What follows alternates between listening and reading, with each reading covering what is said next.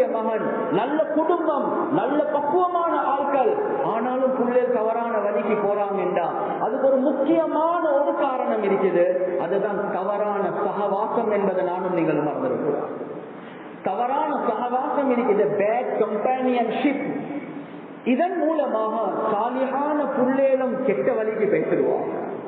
எனவே ஒவ்வொருத்தரும் நான் யார நண்பனாக எடுத்துக்கொள்றேன் என்றத சரியான முறையில பாக்குறது, புள்ளேலும் பார்க்கணும், உம்மா பாப்பாவும் பார்ப்போம்.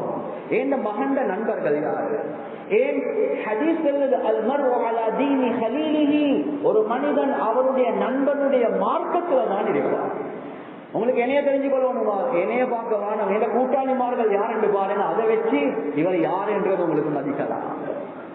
கணியத்துக்குரிய சகோதரர்களே, நண்பர்களே, எனவே குறிப்பாக வாலிபர்களுக்கும் சேர்த்துதான் செல்றேன்.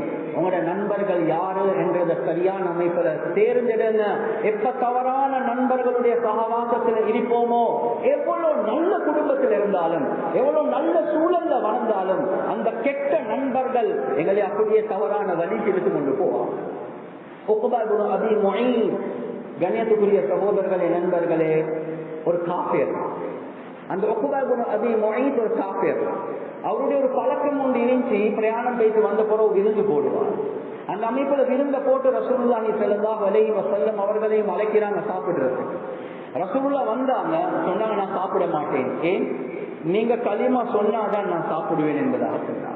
அவரும் சந்தோஷமாக கலிமாக சொல்றாரு, இஸ்லாத்துக்குள்ள வந்துட்டாரு. ரசூலுல்லாவும் சந்தோஷமாக சாப்பிட்டாங்க. ரசூலுல்லாஹி ஸல்லல்லாஹு அலைஹி வஸல்லம் அவங்க போனதுக்கு பின்னால அவருடைய கூட்டாளி உபய் இப்னு கலஃபுக்கு செய்தி போகுது, ஏந்த கூட்டாளி உக்பா இப்னு அபீ முஈத் திருந்தித்தான் இஸ்லாத்துக்குள்ள போனான் என்பதாக. இத கேள்விப்பட்டவுடனே ஓடிவாங்க. இந்த காலத்திலையும் அப்படிதான். என்ன, கொஞ்சம் திருந்தி பள்ளிக்கு போனார், தஸ்பீஹ் எடுத்துட்டார், தொப்பிய போட்டார், ஜுப்பா போட்டார், அமல்கள்ல பக்குவமாகினார்டா கென்சி பார்க்க, என்னடா சும்மா சூஃபி மாதிரி இருக்கிறாரு, பள்ளிக்கு எல்லாம் போறாரு, திக்ர் எல்லாம் செய்யறாரு, இவன் எப்படி சரி மறுவ முழுக்கட்டணும், இப்படிதான் பார்ப்பான். அதே மாதிரிதான் உக்பா இப்னு அபீ முஈத் வந்து, என்ன நீ இஸ்லாத்துக்குள்ள போனியாமே, மதம் மாறிட்டாயாமே, அவர் கேட்ட முறையிலே இவர் கொஞ்சம் வெட்கப்பட்டார். சொன்னாங்க, இல்ல இல்ல, அவர் தின்னாம இருந்தாரு, அவர் தின்றதுக்காக வேண்டி போய்க்கு இஸ்லாத்துக்குள்ள போனேன்.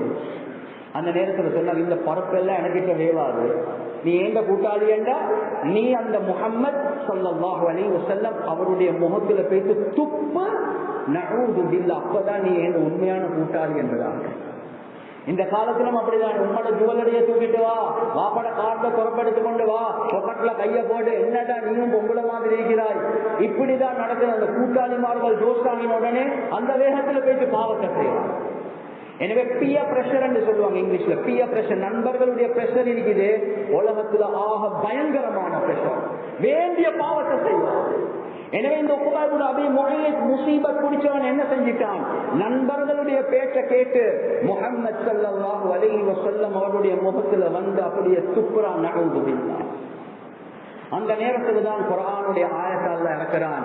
வயௌம யஉது ظالم على يديه يقول يا ليتني اتخذت مع الرسول سبيلا يا ويلتى ليتني لم اتخذ فلانا خليلا لقد أضلني عن الذكر بعد إذ جاءني. அல்லாஹ் முழு உலகத்தில் உள்ள குறிப்பாக வாலிபர்களுக்கு அல்லாஹ் சொல்றான், உங்களோட நண்பர்களை கவனமாக பார்த்து எடுத்துக்கோங்க, அதன் மூலமாக தான் நீ கெட்டு போவாய் என்பது முழு உலகத்துக்கு அல்லாஹ் பாடமாக காட்டுறான். யாரை வச்சு? உக்பா இப்னு அபீ முஈத்துடைய சம்பவத்தை வச்சு. இஸ்லாத்துக்குள்ள வந்தவன், திருந்தினவன், மதம் மாறி மறுவ ட்ரக்க மாறி போறான். அவனுக்கு என்ன நடக்கும் அந்த அநியாயக்காரனுக்கு? அந்த அநியாயக்காரன் கியாமத்துடைய நாள் அவனுடைய கையை கடிச்சு கடிச்சு துப்புவான் என்பதாக குர்ஆன்ல அல்லாஹ் சொல்றான். யா லைதனி தகது மஅர் ரசூலி சபீலா, எனக்கு இந்த ரசூலுடைய பாதை எடுத்துக்கொள்ள இருந்துச்சு, எனக்கு என்ன நடந்த கேடு, எனக்கு என்ன நடந்த நஷ்டமே. யா வைலதா லைதனி லம் அத்தகிது ஃபுலானன் ஹலீலா, நான் இவனை நண்பனாக்கி கொள்ளாம இருந்தா அவ்வளவு நல்ல இருக்குமே என்பதா.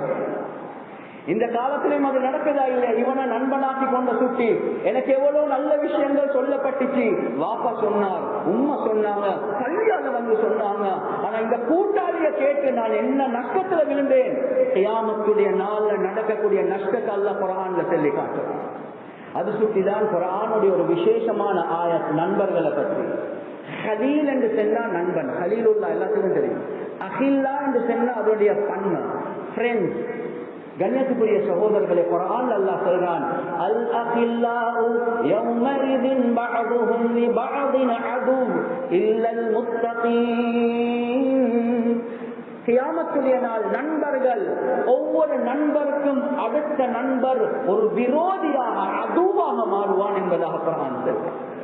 யாரா இவன் தான் எனக்கு முதலாவதாக ஐச பழத்தினான், இவன் தான் எனக்கு முதலாவது இந்த குட்டியோட லிங்க் பண்ணினான், இவன் தான் எனக்கு முதலாவதாக உமக்கு மாற்றம் செய்ய சொன்னான், இவன் தான் எனக்கு முதலாவதாக போனோகிராபியா காட்டினான்.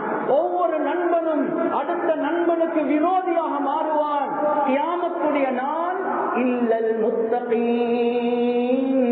யாரெல்லாம் தக்வாவை அடிப்படையாக வச்சு நண்பர்களை தேர்ந்தெடுத்தார்களோ அவர்களை தவிர என்பதாக குர்ஆன் சொல்லுது.